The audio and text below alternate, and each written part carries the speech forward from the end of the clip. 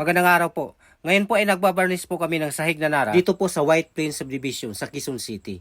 Ang gamit po namin dito na sealer ay E+ Polywood 2K Polyurethane Sealer at ang aming top coat po dito na ginamit ay syempre po E+ Polywood 2K Polyurethane na matte po ang finish. So hindi po makintab ang gusto po ng may-ari. Ang E+ Polywood na top coat mga sir ay meron po itong dalawang variant. Merong matte at gloss. Ito po ay mabilis matuyo, madaling lihain at napakatibay. Matutuyo na po ito sa loob po ng 2 oras. Kaya lang, ang recommendation po dito para sa interval coating ay paabutin ito ng 4 to 6 hours bago natin patungan. At tinitimpla po ito ng 3:1 ratio. Ibig sabihin, 3 po ang ating E+ Polywood, 1 po ang katarik. At nasa sa atin po kung lalagyan po natin ng E+ Polywood reducer. At kung maglagay man tayo, hanggang 10% lang po. At ang mahalaga po dito mga boss, haluin natin mabuti bago po natin i-apply. Please follow me, like and share. Maraming salamat po.